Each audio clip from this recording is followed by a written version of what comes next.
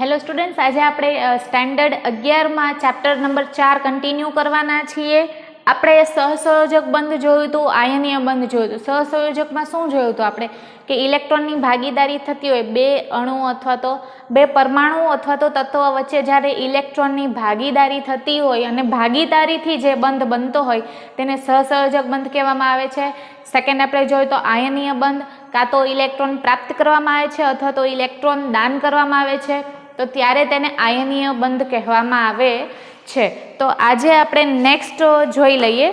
એક બે વ્યાખ્યા છે, એ વ્યાખ્યા તમને સમજાવી દઉં. ટેક્સ્ટ બુકમાં છે. લેટિસ એન્થાલ્પી હતી એક મોલ ધન સંયોજનને સંપૂર્ણપણે તેના વાયુમય ઘટકની આયનોમાં ફેરફાર માટે જરૂરી ઉર્જા. એટલે જ્યારે પણ માનો કે એક બે ક્લોરીન છે, બરાબર, બે ક્લોરીનના અણુઓ જ્યારે મિક્સ થતા હોય તેના ઘટકોમાં જે ફેરફાર થતો હોય તેને આપણે લેટિસ એન્થાલ્પી કહેશું. એક નાનો હોઈ શકે, એકની જે ક્ષેત્રફળ છે જે નાનું હોઈ શકે અને બીજા વાયુનું ક્ષેત્રફળ મોટું હોઈ શકે છે. નેક્સ્ટ આપણે લઈએ બંધ લંબાઈ. બંધ લંબાઈ એટલે શું કે કોઈ પણ બે અણુઓ જ્યારે ઇલેક્ટ્રોનની ભાગીદારી કરીને અથવા તો ઇલેક્ટ્રોન દાન અથવા તો પ્રાપ્ત કરીને જ્યારે બંધ રચાય છે. એક એક્ઝામ્પલ લઉં.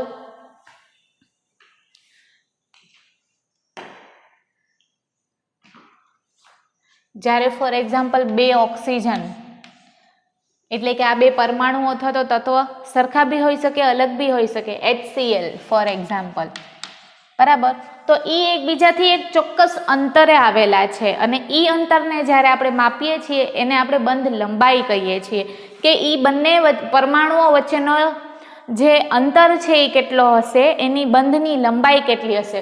ફોર એક્ઝામ્પલ હું આનું કહી દઉં 121 પિકોમીટર, જે પીએમમાં માપવામાં આવે છે. ક્યારેક પૂછાય છે 1 માર્ક્સમાં કે બંધ લંબાઈની વ્યાખ્યા આપો અને તેનો એકમ શું છે, તો એકમ છે પીએમ, પિકોમીટર.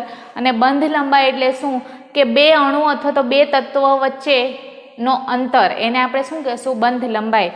તો એ એક વ્યાખ્યા નોટ ડાઉન કરી નાખજો અને ટેક્સ્ટબુકમાં બી આપેલી જ હશે કે અણુમાં જોડાયેલા બે પરમાણુના કેન્દ્રો વચ્ચેના સંતુલિત અંતરને બંધ લંબાઈ કહે છે. એટલે આ જ્યારે આપણે ઓક્સિજન, મેં ખાલી ઓ લખ્યો છે, પણ જ્યારે આપણે ઓક્સિજનને ઓપન અપ કરીને એનું આખું બંધારણ ડ્રો કરીએ તો એનું એક ચોક્કસ કેન્દ્ર આવેલું હશે, બરાબર ને. અને કેન્દ્રમાં શું હોય તો કે પ્રોટોન હોય, પ્લસ ચાર્જ હોય. તો એ બંને વચ્ચે, એ કેન્દ્ર વચ્ચેના અંતરને શું કહીએ છીએ, બંધ લંબાઈ કહીએ છીએ. તો નોટ ડાઉન કરી નાખજો વ્યાખ્યા કે અણુમાં જોડાયેલા, કારણ કે જ્યારે બે પરમાણુ જોડાય તો આપણે એને શું કહેશું, અણુ. પરમાણુ પ્લસ પરમાણુ, એને શું કહેવાય છે, અણુ. ખ્યાલ આવ્યો? જ્યારે બે પરમાણુ જોડાય તો આપણે એનું નામ શું આપશું, અણુ.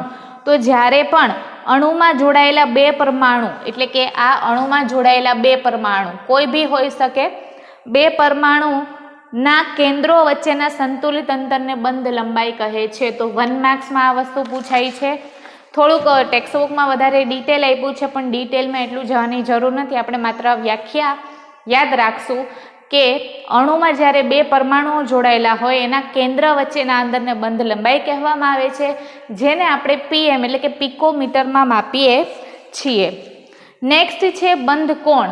ક્યારેય ફોર એક્ઝામ્પલ પાણી લઈએ તો આમાં કેવું થાય છે કે અહીંયા 1, 2 અને 3 પરમાણુ આવેલા છે. તો આ બે પરમાણુ વચ્ચે એક ચોક્કસ બંધ લંબાઈ હશે અને આ બે પરમાણુ વચ્ચે પણ એક ચોક્કસ અંતર હશે કેન્દ્રો વચ્ચે, અથવા તો બંધ લંબાઈ હશે. પણ તમે અહીંયા જોઈ શકો છો કે એક કોણ નીકળે છે, બંધ કોણ નીકળે છે, બરાબર ને. તો એ બંધ કોણ કેટલો છે એ પણ ફિક્સ હશે, 104 ડિગ્રી 5 મિનિટમાં માપવામાં આવે છે, એ ડિગ્રીમાં માપવામાં આવે છે બંધ કોણ, બરાબર. તો એની વ્યાખ્યા પણ ટેક્સ્ટબુકમાં આપેલી જ છે.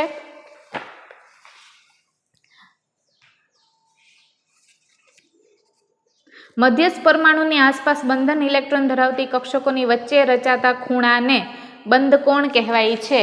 એટલે કે આ બંને જે આ ત્રણ જે પરમાણુઓ છે એની વચ્ચે રચાતા ખૂણાને, એક કાટખૂણો નીકળતો હશે, એને આપણે બંધ કોણ કહીએ છીએ. તો બંધ લંબાઈ શું હતી તો કે બે પરમાણુના કેન્દ્ર વચ્ચેના અંતરને આપણે બંધ લંબાઈ કહીએ છીએ. એવી જ રીતે ત્રણ પરમાણુના વચ્ચે એક ખૂણો ઉત્પન્ન થાય છે, એ ખૂણાને આપણે બંધ કોણ કહીએ છીએ. તો એ એક વ્યાખ્યા પણ નોટ ડાઉન કરી નાખજો. બંધ કોણ અંશમાં રજૂ કરવામાં આવે છે, જેને આપણે ડિગ્રી કહીએ છીએ. 1.04.5 ડિગ્રી એટલે ડિગ્રી બોલાય. અંશને આપણે શું કહીએ છીએ? ડિગ્રી. બરાબર. એવી જ રીતે સીધું હોય તો માનો કે HF એક એક્ઝામ્પલ આપું તો આ થઈ ગયું 108 ડિગ્રી, કારણ કે સીધું છે ને, આમાં કોઈ બંધ કોણ આવતું નથી.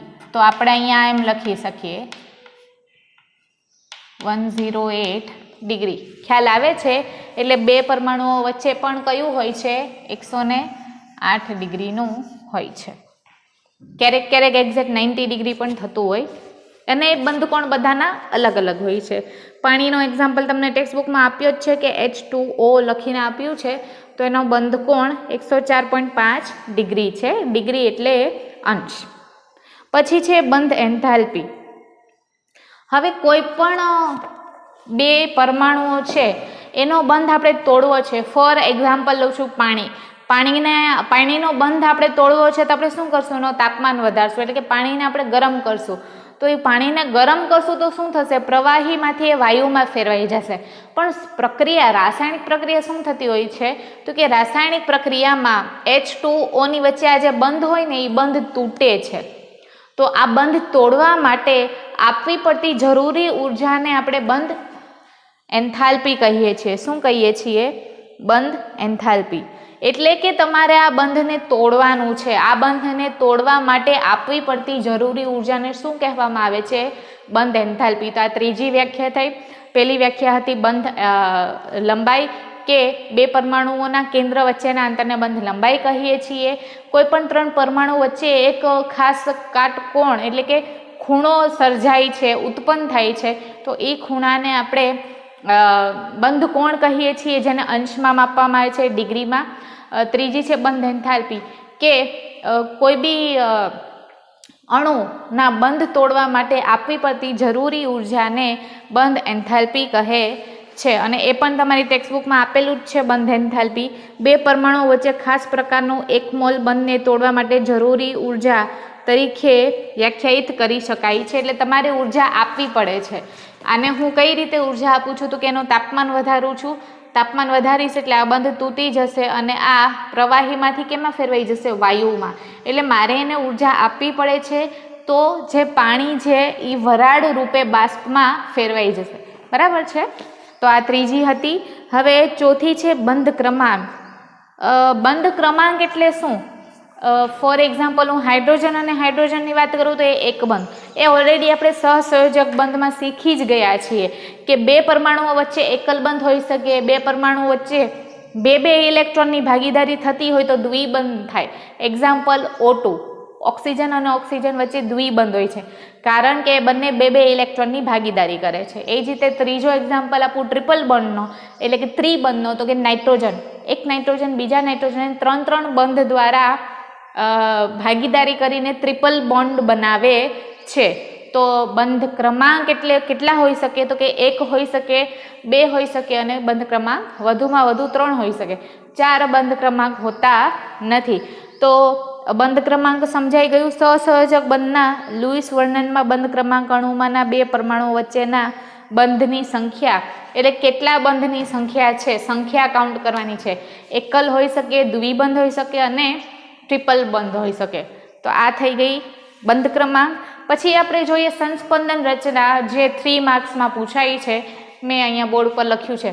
હવે પાણી હું તમને કહું તો તમે ઇઝીલી તમને સ્ટ્રક્ચર દોરી આપશો કે મેડમ આવી રીતે પાણી દોરાય. BF3 આપું તો તમે આસાનીથી BF3 દોરી આપશો. ફોર એક્ઝામ્પલ NF3 આપું તો પણ તમે દોરી આપશો. NH3 આપું તો પણ દોરી દેશો. BeF2, HF, એટલે કે અમુક ઓલમોસ્ટ બધા જ અણુઓના બંધારણ આપણે આરામથી સહેલાઈથી દોરી શકીએ છીએ. પણ અમુક એવા હોય છે જેના બંધારણ આસાનીથી દોરી શકાતા નથી. તો એને સમજાવવા માટે આપણે તેની સંસ્પંદન રચના દોરવી પડે છે. તો મેં અહીંયા વ્યાખ્યા લખી જ છે, તમે નોટ ડાઉન કરી નાખજો કે સંસ્પંદન એટલે શું? સંસ્પંદન જ્યારે અણુના બધા જ ગુણધર્મ કોઈ એક બંધારણ વડે સમજાવી શકાતા નથી. એટલે તમે કોઈ પણ એક પર્ટિક્યુલર બંધારણ દ્વારા તમે એનું બધું જ શું બધું તો કે બંધ લંબાઈ છે, બંધ કોણ છે, બંધ એન્થાલ્પી છે, બંધની સંખ્યા છે એ સમજાવી શકતા નથી. તો એવી પરિસ્થિતિ કે જ્યારે તમે કોઈ પણ અણુના ગુણધર્મ કોઈ પણ એક બંધારણ વડે સમજાવી શકતા નથી ત્યારે એક કરતાં વધુ બંધારણ દોરવાની જરૂર પડે છે.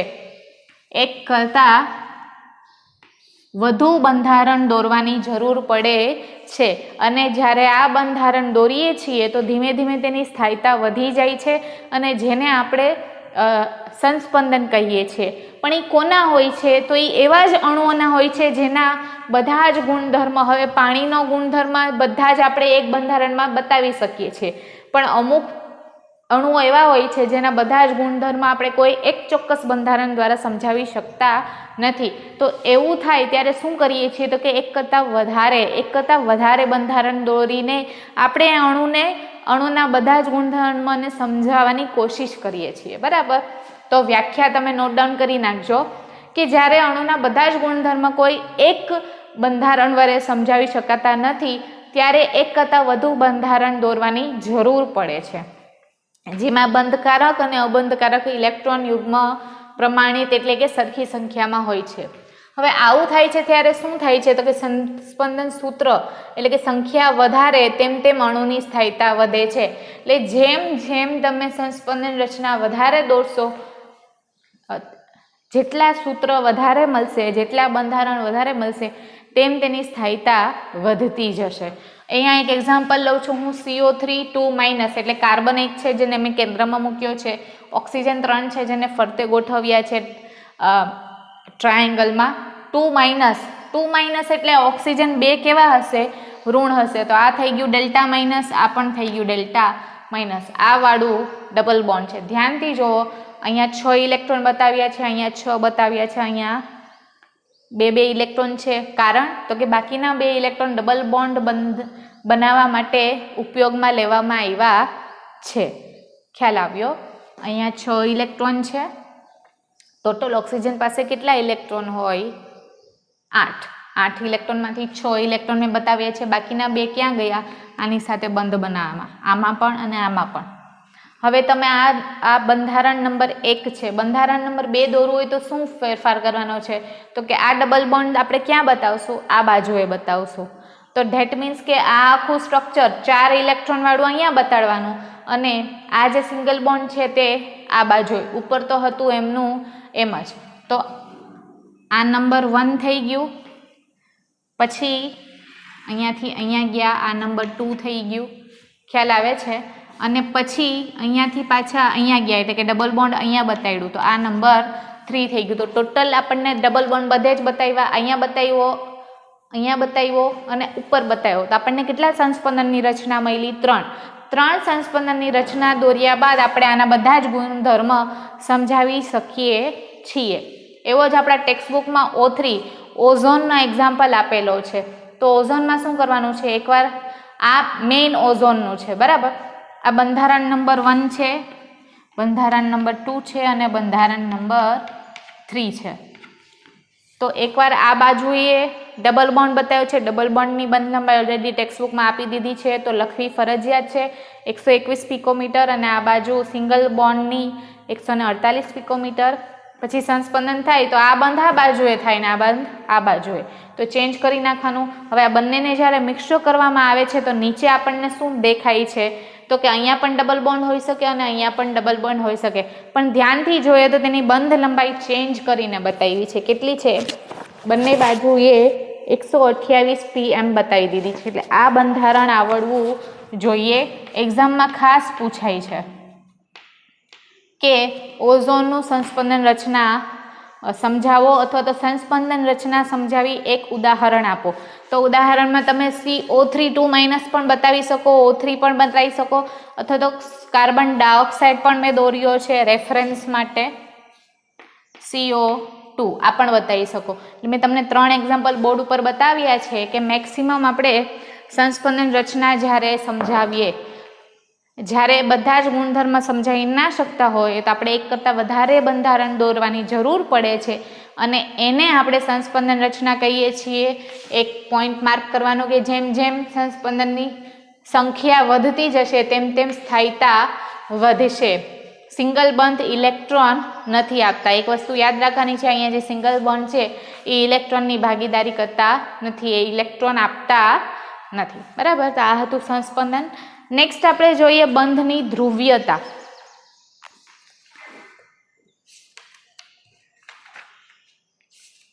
પોલારિટી કહેવાય. આ સંસ્પંદન એટલે ઇંગ્લિશમાં આપણે એને રેઝોનન્સ કહીએ છીએ. હવે આપણે 4.3.6 જોઈએ છીએ બંધની ધ્રુવીયતા એટલે કે પોલારિટી. આ પૂછાય છે, આ 3 માર્ક્સમાં પૂછાય છે, આ 3 માં પણ પૂછાઈ શકે અને 4 માર્ક્સમાં પણ પૂછાય છે. બરાબર, તો બંધની ધ્રુવીયતા જોઈ લે. જ્યારે સરખા પરમાણુઓ એકબીજા વચ્ચે બંધ બનાવે છે તો સમાન પરમાણુઓ રચાય છે. તો સિમ્પલ છે કે એક હાઇડ્રોજને એક ઇલેક્ટ્રોન આપ્યો અને આ હાઇડ્રોજને આ ઇલેક્ટ્રોન આપ્યો અને એક બંધ બન્યો, તો એ સિમ્પલ સહસંયોજક બનશે. અને આમાં કેવી પરિસ્થિતિ છે કે બંનેમાંથી કોઈ નથી ઋણ વધારે કે નથી કોઈ ધન વધારે. બરાબર નથી. આના પાસે બી સરખા જ ઇલેક્ટ્રોન છે, આના પાસે પણ સરખા જ ઇલેક્ટ્રોન છે. તો આપણે આવી પરિસ્થિતિમાં શું કહેશું કે બંધ એન્થાલ્પીના સંદર્ભમાં આયોનિક બંધ જોવા મળે છે, માટે અધ્રુવ્ય છે. એટલે આ બંધ કેવો છે? અધ્રુવ્ય સહસંયોજક બંધ. શું કામે? તો કે સમાન પરમાણુઓ વચ્ચે શું રચાય છે? તો કે અધ્રુવ્ય સહસંયોજક બંધ. ધ્રુવ્યતા જોવા મળતી નથી. પરંતુ આપણે જ્યારે બે અલગ અલગ પરમાણુઓ લઈએ છીએ તો શું જોવા મળશે? તો કે એક પાસે ઇલેક્ટ્રોન ઓછા હશે, એક પાસે ઇલેક્ટ્રોન વધારે હશે. હવે હું ઉદાહરણ આપું કે ઇલેક્ટ્રોન વધારે છે તો એને આપણે ઋણ કહેશું, ઇલેક્ટ્રોન ઓછા છે તો આપણે એને ધન આયન કહેશું. નેક્સ્ટ એક્ઝામ્પલ લઈએ. આ જ હાઇડ્રોજન સાથે મેં ફ્લોરિન લીધો છે. ફ્લોરિન એટલે હેલોજન છે, FCl-Bri 18મો સમૂહ. આપણને ખબર જ છે કે હાઇડ્રોજન પાસે એક જ ઇલેક્ટ્રોન છે. હાઇડ્રોજનની સરખામણીમાં ફ્લોરિન પાસે વધારે ઇલેક્ટ્રોન છે તો એ ડેલ્ટા માઇનસ થઈ ગયું અને આ ડેલ્ટા પ્લસ થઈ ગયું. ફરીથી એકવાર કહું છું, હાઇડ્રોજન પાસે ઇલેક્ટ્રોન ઓછા છે, ફ્લોરિન પાસે ઇલેક્ટ્રોન વધારે છે. ખ્યાલ આવે છે? અને આ બંને વચ્ચે જ્યારે, તો અહીંયા આ કેવો થઈ ગયો? ધન આયન થઈ ગયો અને આ ફ્લોરિન કેવો થઈ ગયો? ઋણ આયન થઈ ગયો. આવું ક્યારે જોવા મળે છે? જ્યારે અલગ અલગ પરમાણુની વચ્ચે બંધ સ્થપાય છે તો એક પાસે બીજાની સરખામણીમાં એક પાસે ઓછા ઇલેક્ટ્રોન હોવાના અને એક પાસે વધારે ઇલેક્ટ્રોન હોવાના. ઓછા ઇલેક્ટ્રોન વાળાને આપણે ધનાયન કહેશું, વધારે ઇલેક્ટ્રોન વાળાને આપણે ઋણાયન કહેશું. તો આને કહેવાય ધ્રુવીયતા. શું કહેવાય? ધ્રુવીયતા. અને ધ્રુવીયતાનો સિમ્બોલ આવો છે. આ બાજુ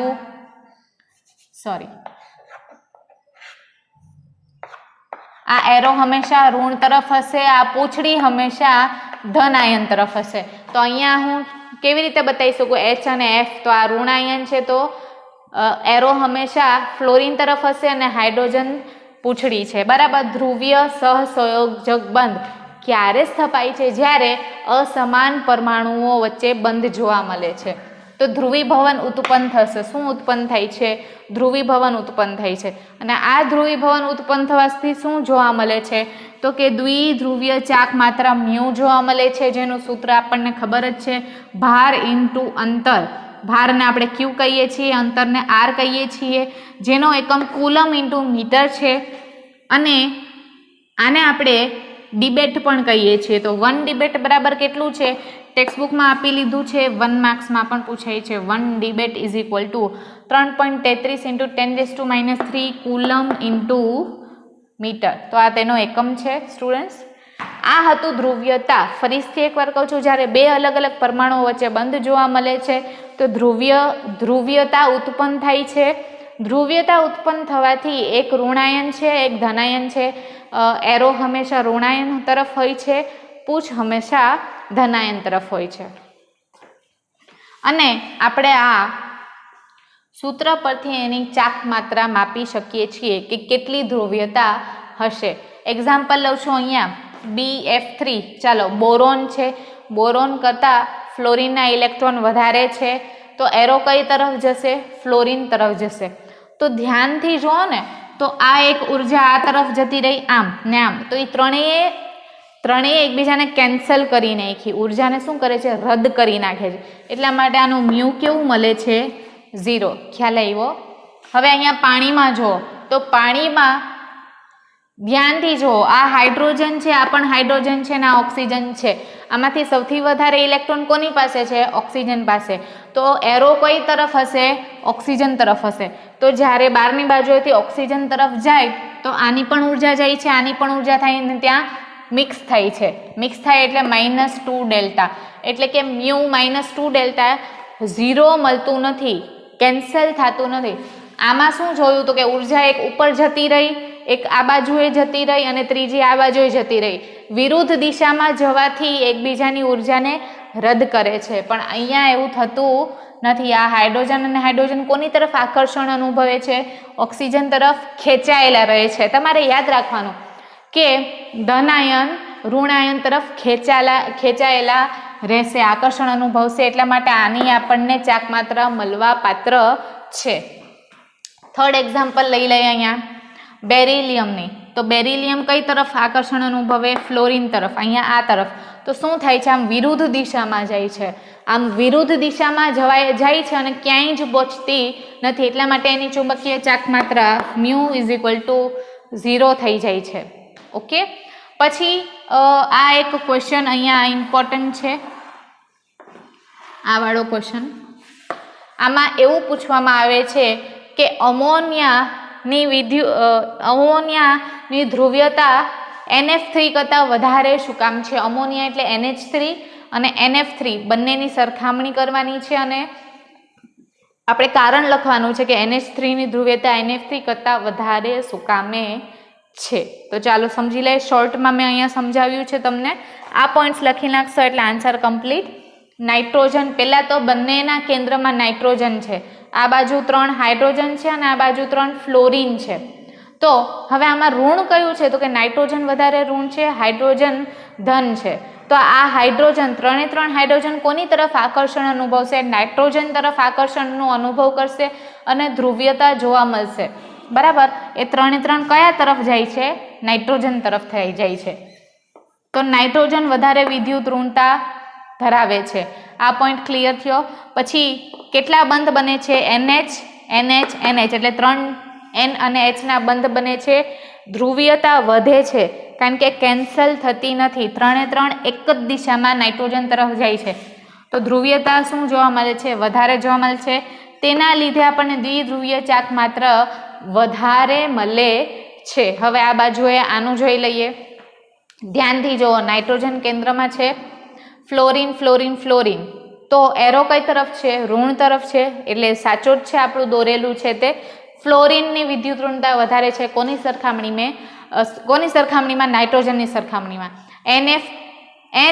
NF તરફ ખેંચાય છે એટલે આ નાઇટ્રોજન કોની તરફ આકર્ષણ અનુભવશે? ઋણ તરફ. એટલે નાઇટ્રોજન 3 તરફ ખેંચાય છે. આ ફ્લોરિન તરફ બી, વચ્ચેના ફ્લોરિન તરફ બી અને આ ફ્લોરિન તરફ બી. તો અહીંયા શું જોવા મળે છે? આપણને અહીંયા ધ્રુવીય બંધ ઘટતો જોવા મળે છે. એટલે કે દ્વિધ્રુવીય ચાક માત્ર મ્યુની રકમ કેવી હશે? ઓછી હશે. અને એ રકમ તમને ડાયરેક્ટલી ટેક્સ્ટબુકમાં આપેલી જ છે. આની છે 4.90 × 10⁻³ અને ઓની છે 0.80 અને આની છે 4.90 સમથિંગ. બરાબર, તો ઓબ્વિયસલી આપણને શું ખબર પડે છે કે 4.90 0.80 કરતાં વધારે રકમ છે. શું કામ? તો કે ત્યાં ધ્રુવીયતા વધારે છે એટલે ચાક માત્રા પણ વધારે મળવાની છે. અહીંયા ધ્રુવીયતા ઓછી છે એટલે ચાક માત્રા પણ ઓછી જોવા મળે છે. તો આ હતું ધ્રુવીયતા, કે આપણો જે ધન આયન હોય છે એ કોની તરફ? તો કે ઋણ આયન તરફ આકર્ષણ અનુભવે છે અને ખેંચાયેલો રહે છે. કેવો રહે છે? થોડો એના તરફ ખેંચાયેલો રહે છે, જેના પરિણામ સ્વરૂપ આપણને દ્વિધ્રુવીય ચાક માત્રા જોવા મળે છે. તો અહીંયા સુધી આપણે આજનો ટોપિક રાખીએ. નેક્સ્ટ ટોપિક આપણે નેક્સ્ટ ક્લાસમાં કન્ટિન્યુ કરશું. Thank you.